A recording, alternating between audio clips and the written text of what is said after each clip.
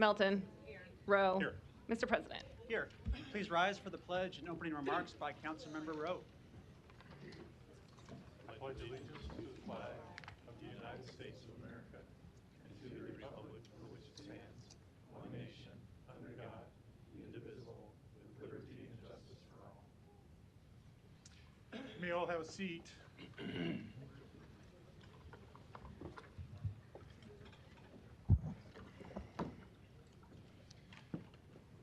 For my remarks today, I wanted to give a shout out to a local nonprofit group that has become important to me. It's called, well, it was called Omaha Rapid Response. It's called Rapid Response America now, I believe. But their mission is bringing hope to the hopeless by meeting the physical, emotional, and spiritual needs of those suffering in the midst of crisis.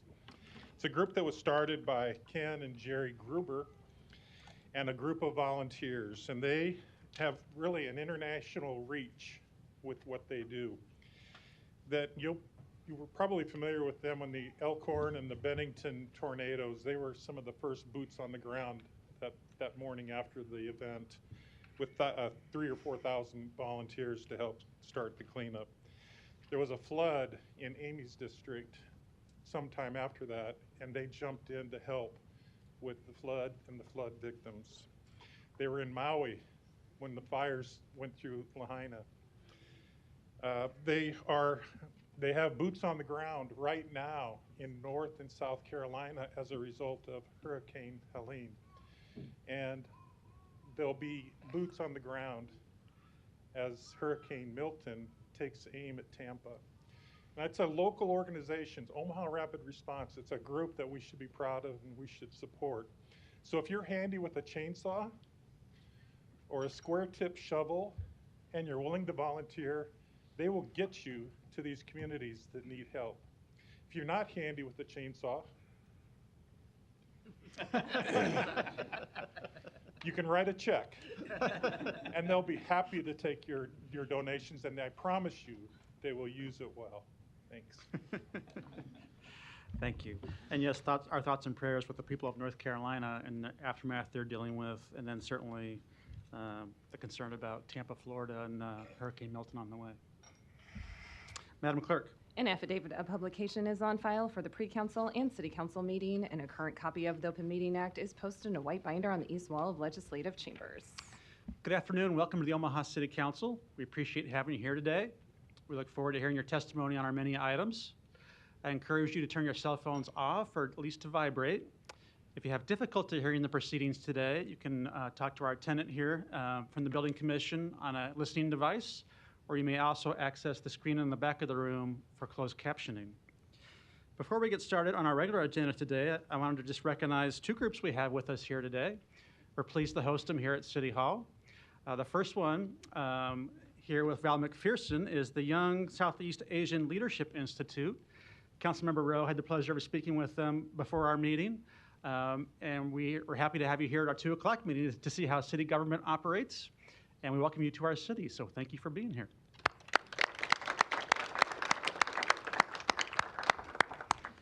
And the second group we have here is also with the Young Southeast Asian Leadership Group, but it's a fellowship. These folks have been in Omaha, I think, for several months and have been working at local employers. And so we also thank them and Joyce Cooper, who I think is here hosting them today. And we appreciate your interest in local government, too.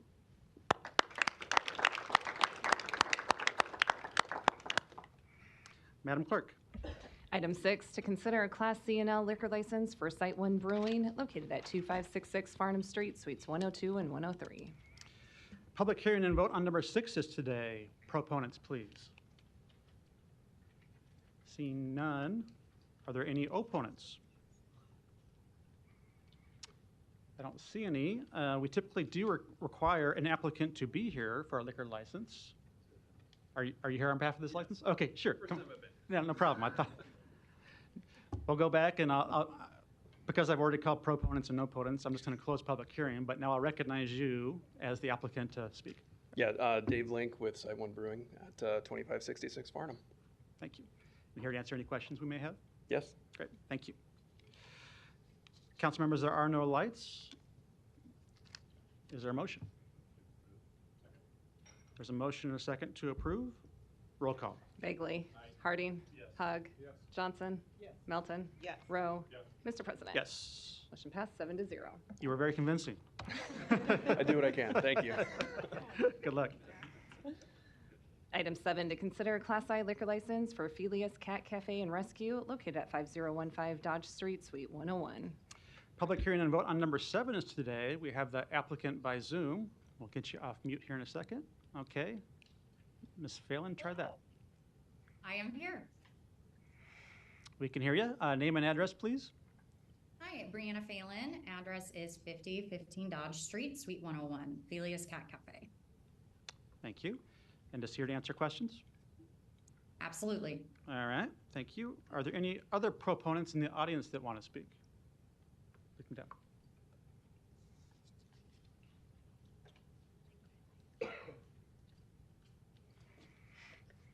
It is also my first time here, so All right. bear with me. Welcome. My name is Callie, and I live right next door. I live at 103 South 50th Avenue. If you stick your arm out right on my porch, you can almost touch their patio. I'm at home with my new baby, and I have my husband, Zach, and And Callie, just your last name for the record, too. Schwinky. Okay. Thank you. We've experienced a lot bringing my baby home into our first home. A couple of the issues that we've faced have been parking in front of our driveway, parking in front of our house. It's been loud now that this business is functioning. They had, not Felius in general, but I just want to ask you, too, are you a proponent or an I am an opponent? opponent. Okay. I'm still calling for proponents at the moment. Okay, So I am so stay, sorry. Stay close by. You're doing I fine. will pop a squat right here. Yeah. I'll pop a squat, we'll go far. Were there any other proponents that wanted to speak? Okay, I don't think there were. So opponents now, and we I have your apologize information. for so this. Just A continue. great learning lesson for Yeah, me you're- here. You're doing fine. Sorry, I'm very emotional about this because we're facing so many issues with this business next door.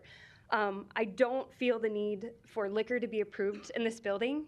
Again, the reason why is because there's no other liquor license approved, to my knowledge, on this side of Dodge, which would be South Street, all the way up to 72nd.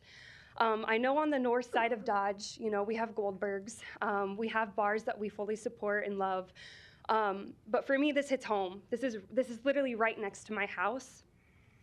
There's nothing blocking the noise. There's nothing blocking out anything to protect me and my family from the issues we're already facing with multiple business being active, and I just don't see how liquor, especially a Class 1 liquor license, I'm not super sure on my research, but it's the approval of basically all the types of liquor.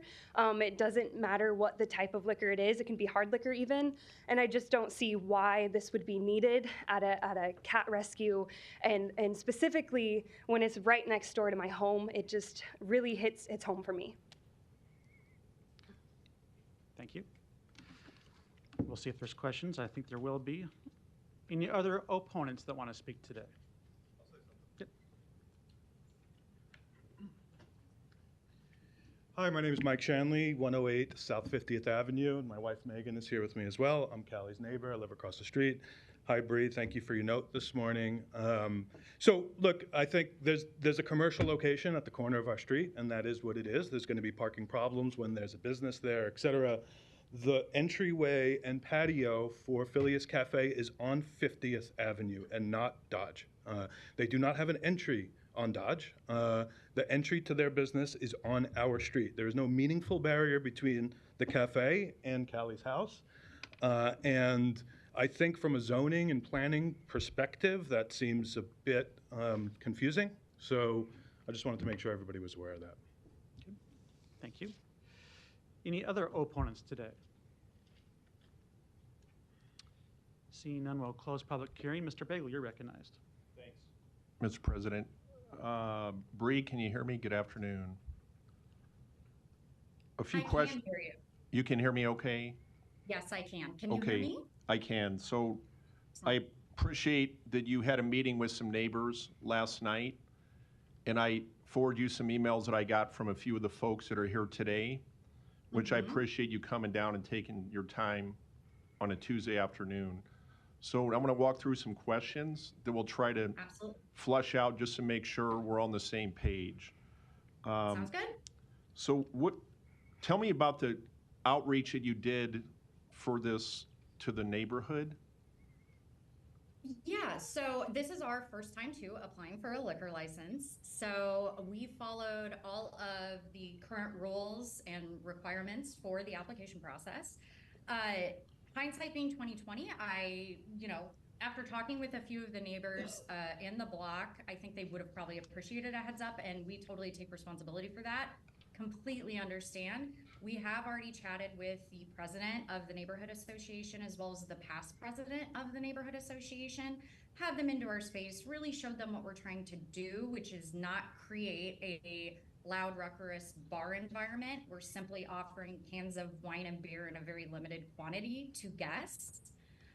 So again, outreach efforts, we've made ourselves completely available to any questions or concerns that have come out of this, and try to respond to all of those concerns point by point, and really make sure that, if people do have more concerns that come up, we're happy to answer them.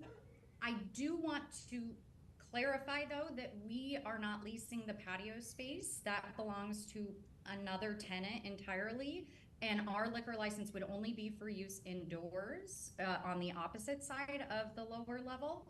So I do just want to call that out because I know noise is absolutely top of mind for that neighborhood, and we will not be using the patio as it is not our lease space technically. Okay, thanks for clarifying that. I know Callie had mentioned that. It's right outside your patio. So in the email and some of the correspondences we had, you're going to be serving cans of wine and beer. Are you going to serve anything else? And that's only indoor consumption, correct? Correct. And we have a max of 20 guests at one time, which we have sufficient parking in the lot across the street, which I know is 100% also a concern. And so we've gone above and beyond to ensure that on our website, we're being clear about that. I just made an update today, and also made my number available to any community member that feels that, oh, hey, someone's parking where they shouldn't be, which is either blocking their driveway or, doing something that they shouldn't be. I am absolutely happy to address that. But the reality is that we also are operating in Dundee. And again, I can push everybody to park in that lot. I can't control where everybody parks. But again, I want to be a really good neighbor and make sure that if issues are coming up, I can address it individually with whoever is parking in that space. I also want to be clear that parking is for the entire building. We are one small tenant in that building. And so larger parking concerns should probably be also addressed with the building owner, who obviously would be a separate conversation altogether. I'm glad you brought that. That was one of the things I was going to ask you in respect to if this business gets going and it opens, how will you communicate that to Callie and others that are in the neighborhood?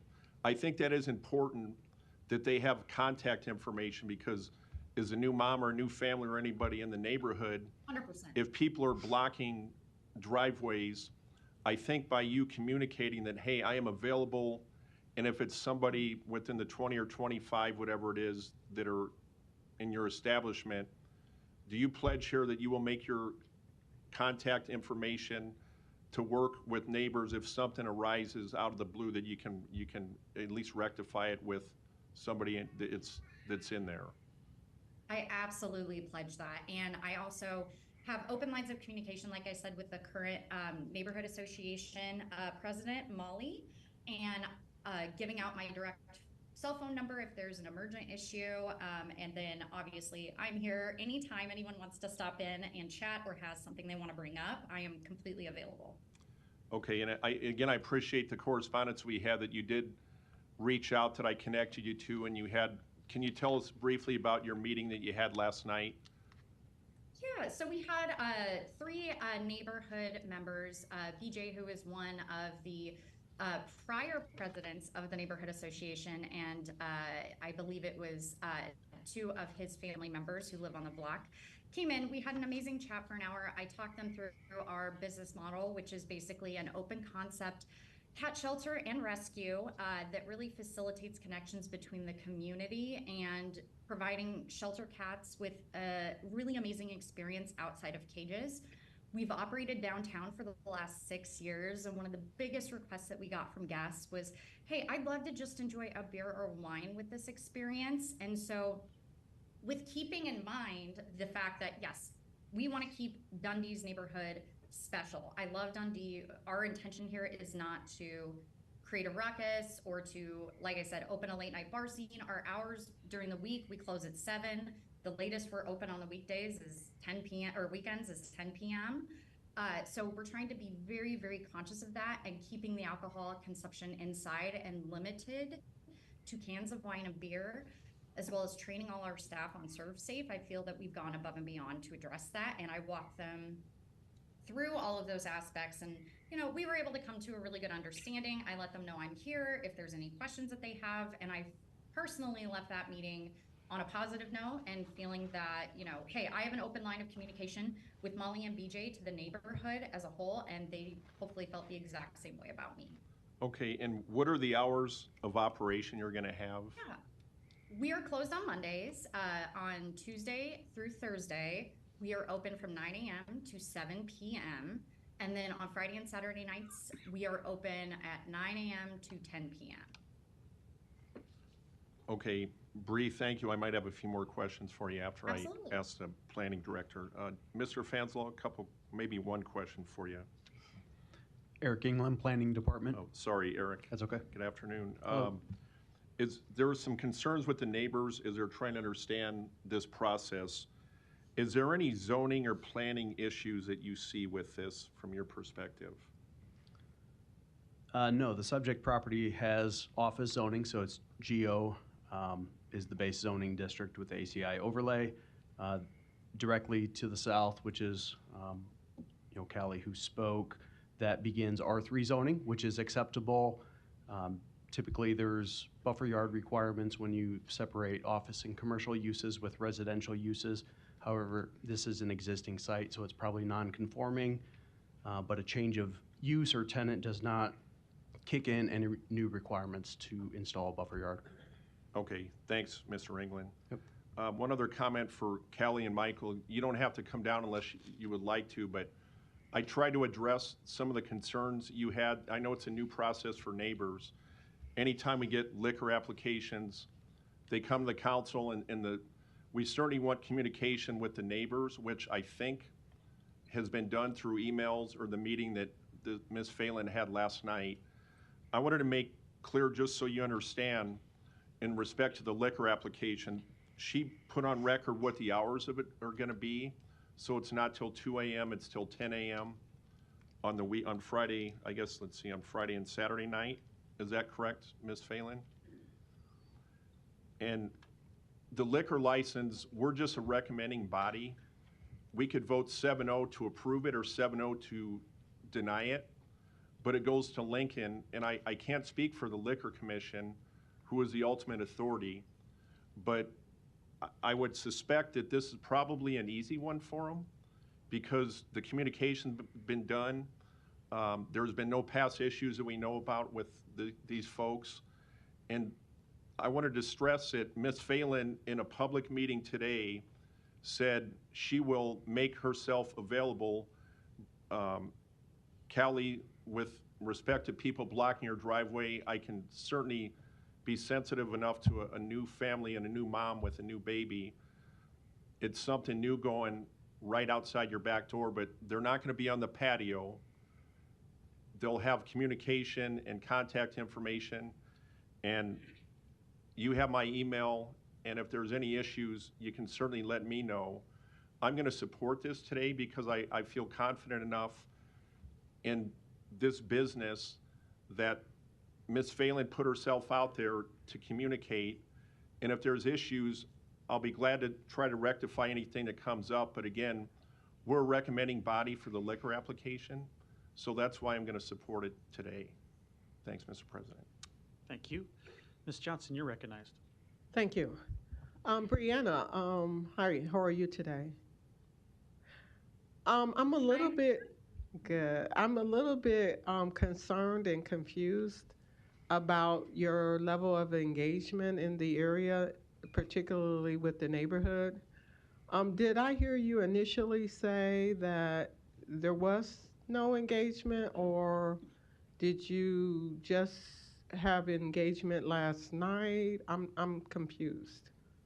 So this, as I said, is a brand new process for us too. So I followed all of the rules and there was a notice, I guess. We had to submit all of the addresses.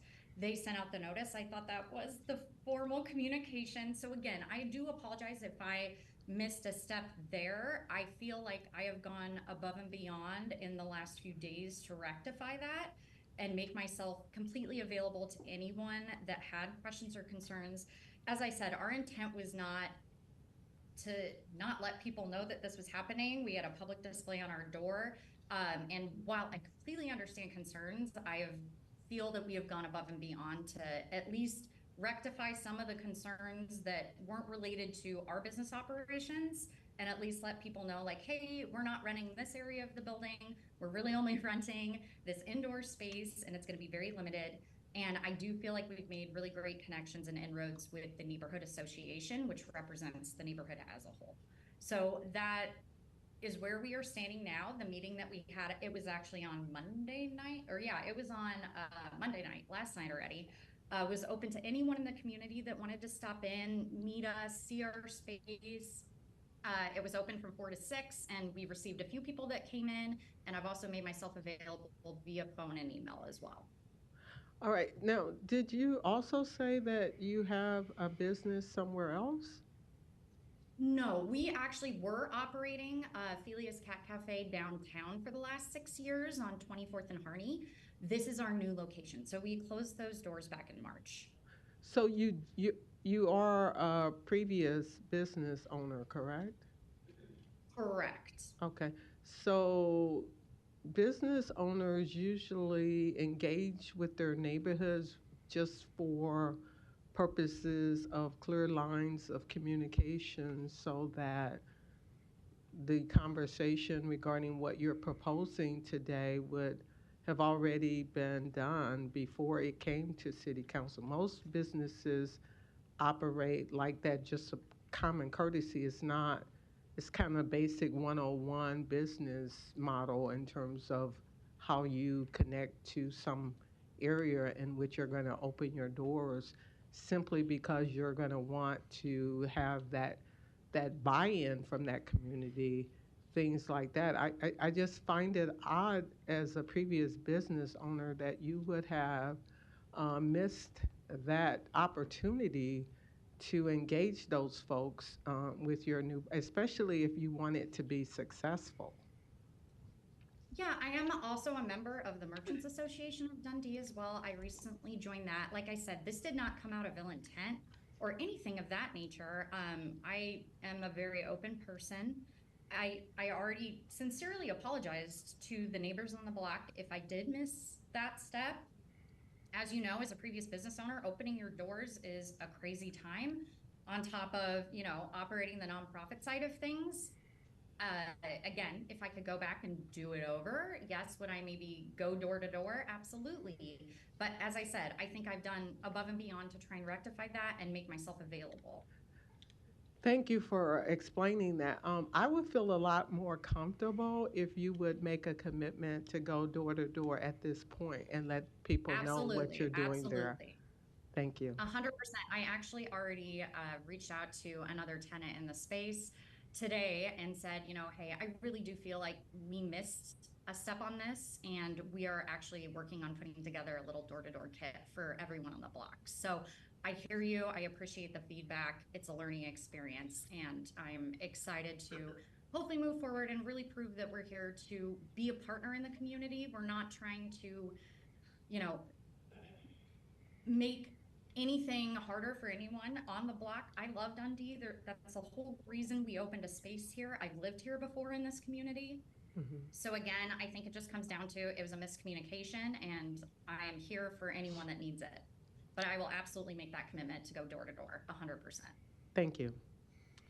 Of course. Thank you. Ms. Melton, you're recognized. Thank you.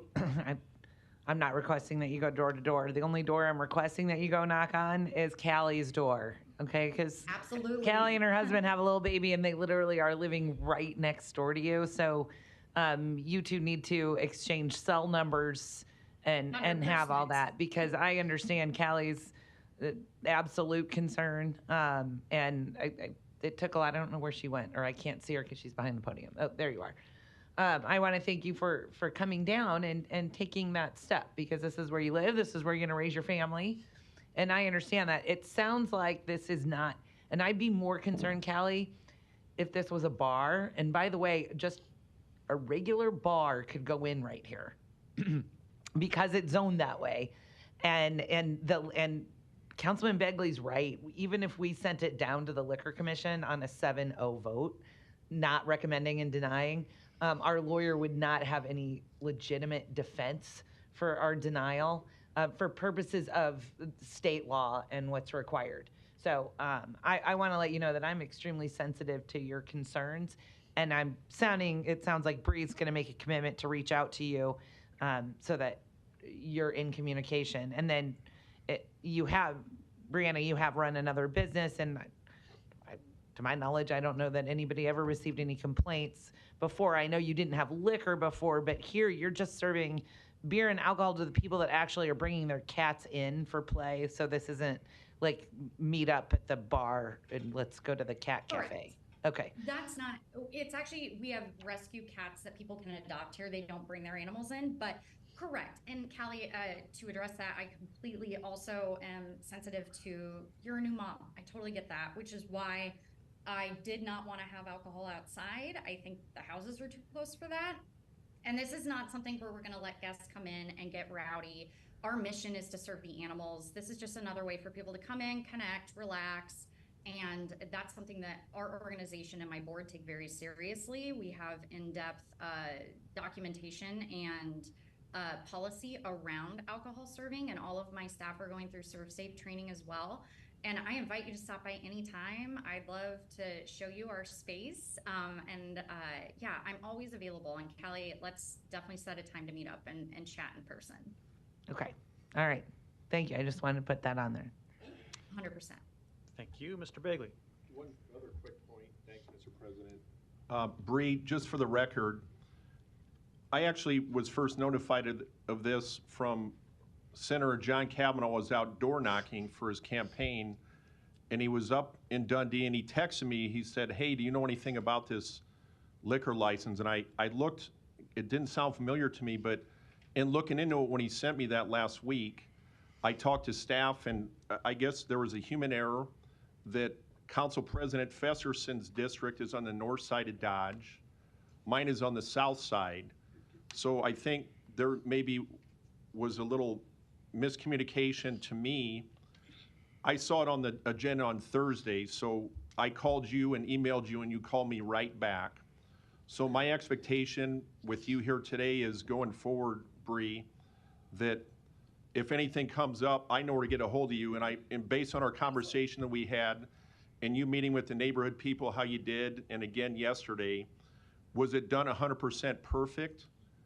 Maybe not, but your pledge here today, I'm taking you at your word for the neighbors that you'll make yourself available, and that's why I'm supporting this today, so thank you. Thank you. Was there a motion? Motion and a second to approve. Roll call. Bagley. Harding. Hug. Johnson. Melton. Rowe. Mr. President. Yes. Motion passed 7-0. Thank you for your testimony. Item 8, to consider a Class IK liquor license for popcorn and cocktails located at 1118 Howard Street. Public hearing and vote on number 8 is today. Proponents, please. Hi, Angela Poor, 118 Howard Street, popcorn and cocktails. Thank you. Any other proponents today? Seeing none, any opponents? Public hearing's closed.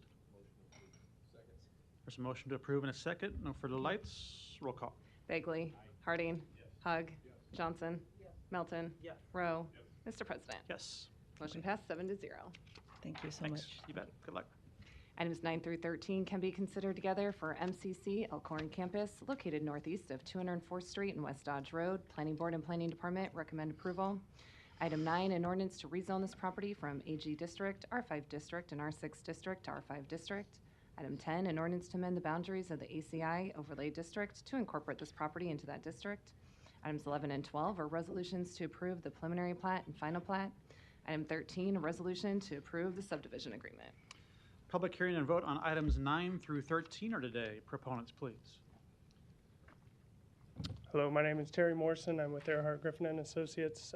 We're the civil engineer for Metropolitan Community College.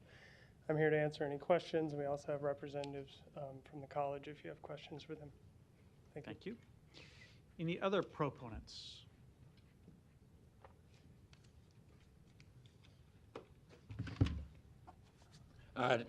Doniera Johnson, the Johnson Equestrian Foundation, and Northam Hall Concerned Citizen Foundation, Konnichiwa, Niha, Sawadee, Thailand, Namaste, Nepal, Galenge.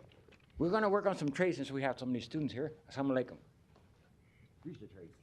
Are there any other proponents to items 9 through 13?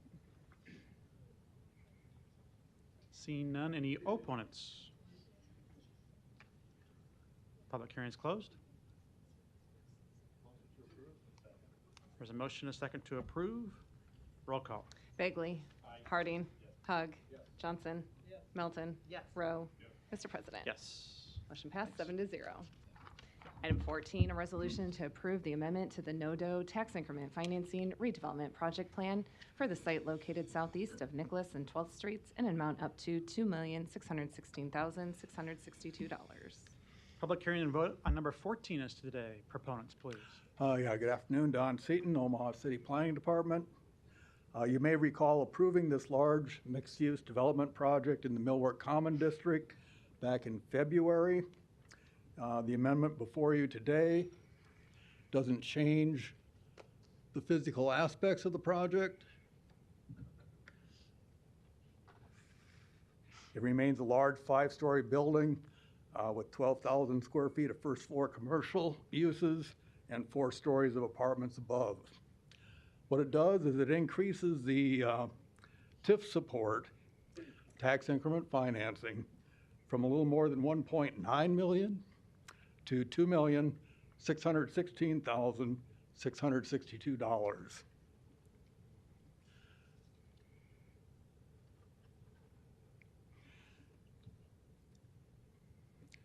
This project has been reviewed by the TIF committee and has been approved by the TIF committee.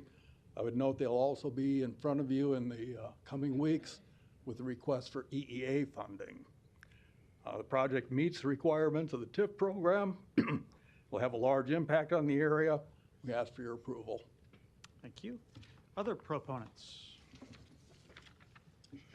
Good afternoon. Arun Agrawal, 10404 Essex Court, Omaha, Nebraska 68114. Just here to answer any questions. Thank you. Any other proponents in the audience? Seeing none, any opponents?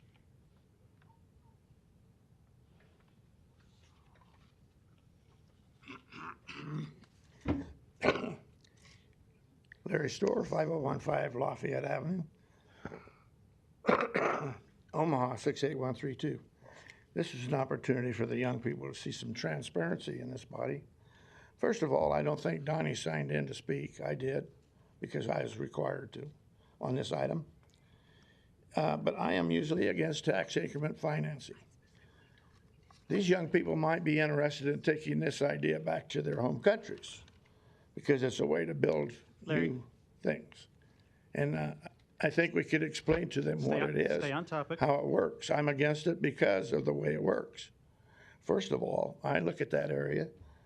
I don't see a lot of businesses down there. So I wonder, reading the statement here before you call me out of order and interrupt me,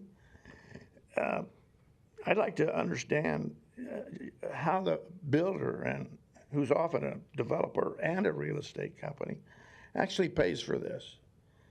It implies that the city's participation is a loan. I didn't know the city had that much money to loan. So maybe there's a bond behind it. I don't know. but it's to offset expenses that a construction company, developer, or a real estate company would have. Gee whiz, why shouldn't I go for that? They should understand that it wouldn't get built without TIF. That's why it's not there already. Because builders are waiting for a free ride. Explain to them how the builder will pay off that over 20 years or 15 years and why he's going to pay it off over that long anyway. Why shouldn't the builder pay if he's not going to own the business and stay there? Why shouldn't he be paying all along? And then also, what are these ad valorem taxes? If there's no other businesses down there, except the business that'll be in that multi-use facility, how's that going to pay off all the expenses of building it? It just needs to, maybe a chart, comic diagram, explaining how that flows and does not raise my property tax. Would benefit everybody, particularly young people going back with American ideas to their countries. Thank you. Thank you. Any other opponents? Seeing none, public hearing is closed. Ms. Johnson, you're recognized. Thank you, Mr. President. If you wouldn't mind coming up.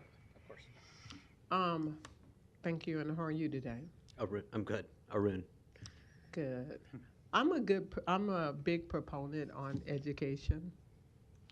And when we have a community in which I serve, the average income is $20,000. In order for that community to be uplifted,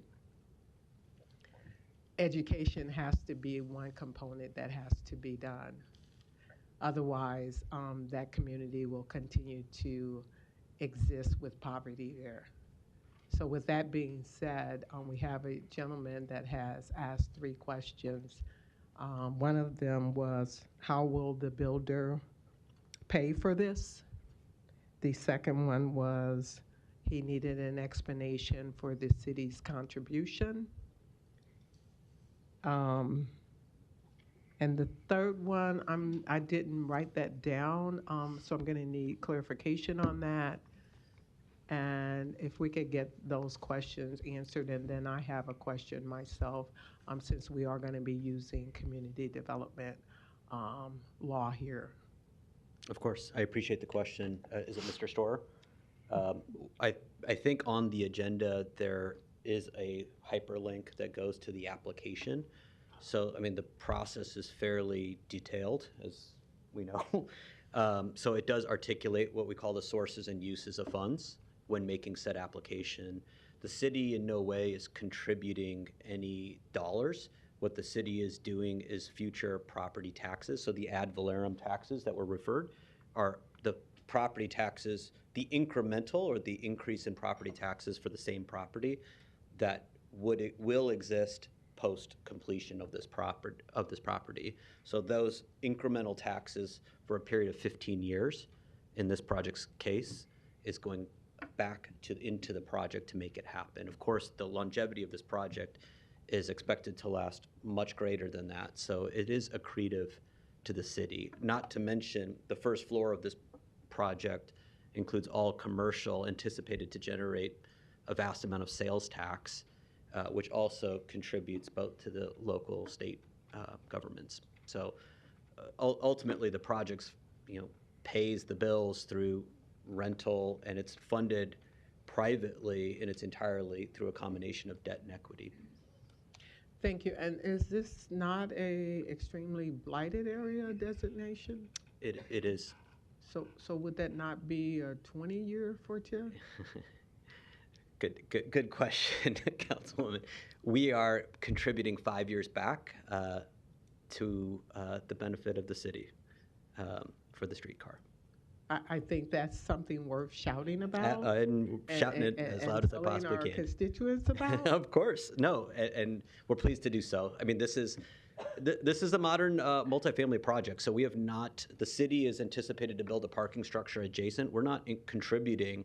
In light of the streetcar, we're actually enhancing the usability of the entire site. So we're certainly augmenting the utilization of the property, and we're aligned with the city's interest with what the streetcar should bring, which is why we haven't necessarily included parking that's attached to this particular development, which is not something that we would have done without that. Thank you. And do we have a robust plan to engage and hire subcontractors? That's in our normal course of practice, so absolutely. We have an open bid process. We're certainly aligned. You know, the education that you just talked about with Metro Community College, we're actively involved with the college on a number of voluntary and active measures. So that's in our normal course of practice, so I don't expect that to change with this project. Okay, and last but not least, what would be the minimum cost if I were to rent an apartment there? Yeah, so that's, you know, in this market, it's fairly dynamic, but I would expect in the $800-900 a month is probably on the low side for a studio unit. But I think I do reserve that that's a fairly dynamic issue today, and that's certainly based on supply demand. Thank you. Of course. Thank you. Mr. Rowe, you're recognized. Thank you, Mr. President. I just have a couple of questions, pretty easy ones, just to talk about. Today, that's just vacant land, or is it a tear-down building, or? Yeah, there was Lakeside Recycling was there previously, Okay. so we've already demolished the structure. Okay, so right now, there's nobody working there, it's just vacant piece of ground? Yeah, and I would probably add there's some environmental issues that we're working through as well. Okay. As part of the I guess project. my question is, the amount of jobs you did, I'm sure with that amount of commercial space on the first floor, that's going to generate numerous jobs. Do you have any idea what kind of economic impact that will have? How many jobs that'll be? About 35 full-time jobs, Okay. and that doesn't include the direct associated with the construction. Okay, so and then you'll have construction jobs there as well, framers, Absolutely. trim carpenters, 100%. drywallers, Absolutely. electricians. You'll have a lot of economic development. Yeah, and I would add that, I mean, the profile of a resident here, I mean, we're talking about North Downtown, Makerhood, Millwork District. So these are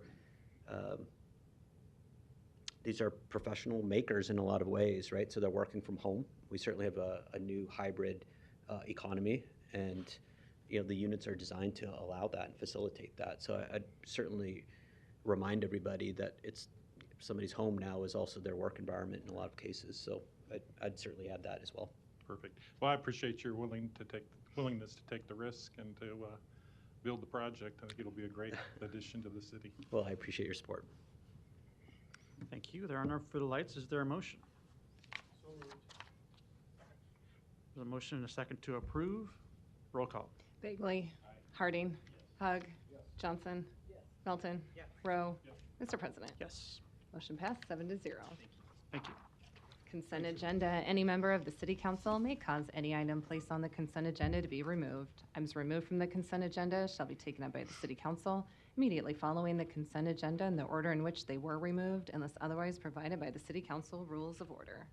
There's been a request to remove item number 22 from the consent agenda for potential amendment. So first, we'll take items 15 through 21, and those public hearings were already held on October 1st. I don't see any further lights. Is there a motion? Second. There's a motion, a second to approve items 15 through 21. Roll call. Bagley. Harding. Hug. Johnson. Melton. Rowe. Mr. President. Yes. Motion passed 7-0. Item 22, an ordinance to amend Omaha Municipal Code, Chapter 3, Article 1, entitled In General, by creating Sections 3-12 and 3-13 to require any person or business operating or housing a functioning crypto automated teller machine or Bitcoin teller machine on its premises to post a written warning of potential fraud risks.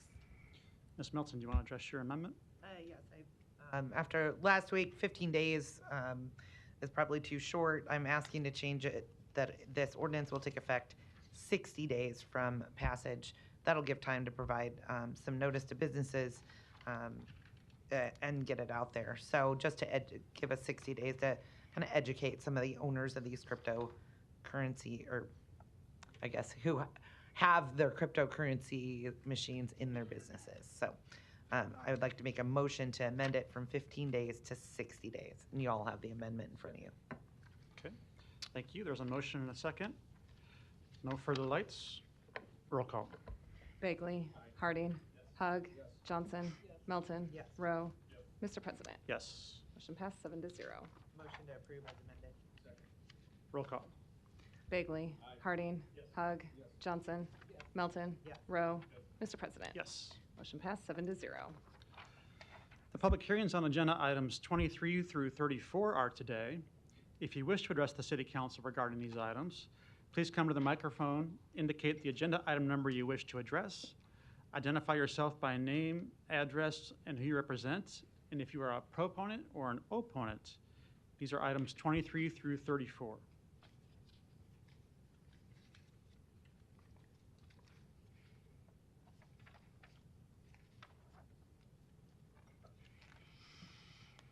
Good afternoon, Deb Sander, City Human Resources Director.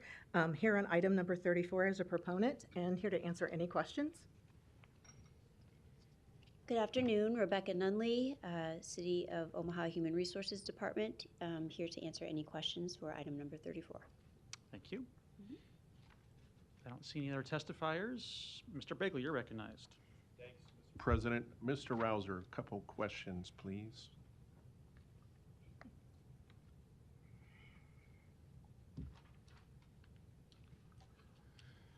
Austin Rouser, Public Works. Austin, good afternoon. Good afternoon. We had a discussion in our pre-council meeting today. So there's 7 of these on the agenda for these agreements. Prior to this year, was it 5? Is that correct? 5, yes. And why are we going to 7? Kind of walk us through the reason for that again. Yeah. So, excuse me. So each year we try to expand how many people we have helping us out. We've had kind of a shortfall at the inspection role within snowstorms. These are the inspectors that watch the residential snow contractors to make sure they're adhering to our contract plans, specifications, requirements, contract documents, so forth. So they will follow the contractors to the area. If there's any deficiencies with the way that the snow was removed by the contractor, they call them back. Now, key to that operation is to make sure that the inspector can get out in a very timely manner behind that contractor to make sure that they're still relatively close if there are issues that need to be addressed. For instance, if there's piles that get put over mailboxes, fire hydrants, those kinds of things, we can get the contractor back relatively quickly. And so each year we reach out to the consultant community. We try to find more people to come on board and help with this because we are relatively short-staffed, have been short-staffed in this for, this is a program we've done for about 15 years now. So we were fortunate this year to have Jacobs and SEH, which were 2 additional firms in town that expressed interest. So we'll bring them on board for the winter and hopefully shorten that time frame between when a contractor finishes an area and when an inspection is done. Okay, and how will this work now? If this is approved that there's 7, do you shorten, I'm assuming, the areas that they cover? And that'll make it more efficient if complaints come in, and then those complaints get routed out to the contractors or city crews, or is it just contractors? Yeah. That would go back and clear up where the complaints come from? Right, yeah, they have to cover less ground. Obviously, more people is shorter time frames. They can cover less ground so we can get through faster. Okay, and it was mentioned, one of my colleagues mentioned this morning, a good point, just can you confirm it, that it's to pay a fee for each of these 7 not to exceed $60,000, so if we have a warm winter and the roads don't have a lot of snow on them, then we're not paying $60,000 each of these 7? That's correct. It's an hourly rate that we pay them, and it's not to exceed $60,000 per contract. Okay, one last question. So was there ever city crews that were doing this before in the past? We've supplemented some of this work with our construction inspectors. Now, those inspectors in the construction division, they get assigned to different roles within the operation. Some of that is inspection, some of it's plowing.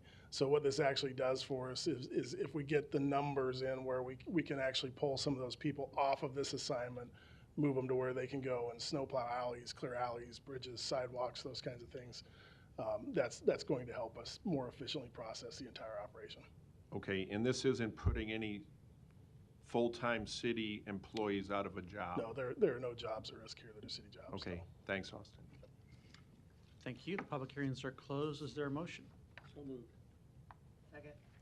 There's a motion and a second to approve these items. Roll call. Bagley. Aye. Harding. Hug. Johnson. Melton. Rowe. Mr. President. Yes. Motion passed 7-0. Item 35, an ordinance to approve an interlocal agreement with the Papio Missouri River NRD and Allegiant Health for the Sorensen Trail Girard connection. The vote on item number 35 is today. Is there a motion? So moved. Second. There's a motion and a second. Roll call. Bagley. Aye. Harding. Hug. Yes. Johnson. Melton. Rowe. Mr. President. Abstain. Motion passed 6-0. Festerson abstains. Item 36, an ordinance to acquire private property for the Coal Creek Culvert at Military Avenue project. The public hearing on number 36 is today. Proponents, please. Seeing none, any opponents? Public hearing is closed. Item 37, an ordinance to approve a sanitary sewer maintenance agreement for the Square Apartment site at 3001 Leavenworth Street. The public hearing on number 37 is today. Proponents, please. Seeing none, any opponents? Public hearing is closed. Item 38, an ordinance to approve a roof drain curb outlet maintenance agreement for the site at 807 South 50th Street. The public hearing on number 38 is today. Proponents, please. Seeing none, any opponents? Public hearing is closed. Item 39, an ordinance to approve an interlocal agreement with the City of Council Bluffs to extend Omaha's electric scooter program. The public hearing on number 39 is today. Proponents, please. Seeing none, any opponents? Public hearing is closed. Item 40, an ordinance to approve a non-exclusive public road license agreement with CenturyLink for a period of 10 years. Public hearing on number 40 is today. Proponents, please. Seeing none, any opponents? Public hearing is closed.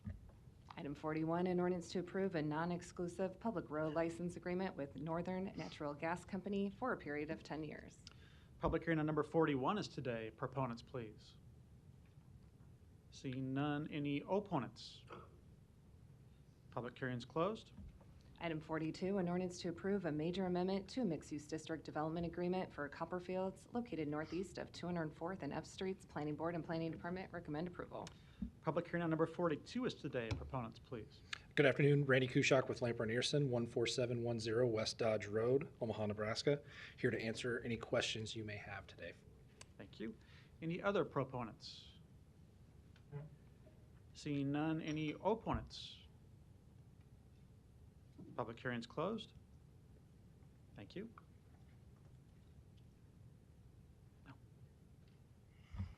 Item 43, an ordinance to transfer Lot 2 Stony Brook South replat 4 to Sanitary Improvement District number 111. Public hearing on number 43 is today. Proponents, please. Seeing none, any opponents? Public hearing is closed.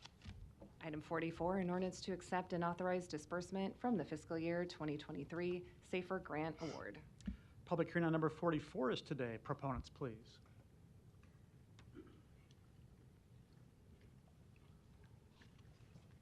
Joe Salcedo, Omaha Fire, here for you if you have any questions. Thank you. Mike Francis, Public Safety Grant Coordinator for the Fire Department, here to answer any questions. Thank you. Trevor Towie, 6005 Grover Street, Omaha Professional Firefighters. You've heard me talk about this, so I wanted to take another opportunity to express my appreciation to FEMA for considering us worthy of this award. It's going to be very helpful. You've heard me say before how understaffed we were, so I appreciate the administration recognizing that and taking a step to get the money to do that. This is going to allow for 18 more firefighters to be downtown, reinstate Engine 2, and it's going to be a big help. But also I wanted to quickly thank you guys because throughout the discussion, every one of you committed in their own way to addressing those staffing needs. And so we're fortunate that we got the SAFER grant to do that, but I want to thank all of you personally and publicly for your commitment to find a way to address those, and also here for questions. Thank you. Thank you. Any other proponents? Seeing none, any opponents? Public hearing's closed. I would just add, I appreciate the testimony today and our Public Safety Committee meeting This morning, we did talk with Chief Bossman about this, and I think we're all also very pleased the grant came through and will fund the 18 firefighters for the next 3 years. And the progression of events we talked about this morning was starting a lateral class of 5 or 6 recruits, they believe, here shortly. A larger class, November 12th, of about 37 or 38 new firefighters. And then with this grant being accepted, I guess in 2 weeks, which I'll look forward to supporting, that would fund the extra 18 firefighters we've been talking about, March of 2025, probably in service by April or May. So therefore, hitting the 687 staffing goal we've all been supportive of in the budget by next summer. So we look forward to doing that, and I'm also pleased the grant did come through. No further lights, Madam Clerk. Non-action items, items 45 through 65, do not require public hearing or city council consideration at this meeting, but will be placed on a future agenda for public hearing and or vote. The reason for non-action is noted after the item on the agenda, as well as the date the item is expected to appear on an agenda for consideration. Is there a motion to adjourn? Motion and second to adjourn. Roll call. Bagley. Harding. Hug. Left to left. Johnson. Melton. Rowe. Mr. President. Yes. Motion passed 6-0. Meeting is adjourned at 2:56.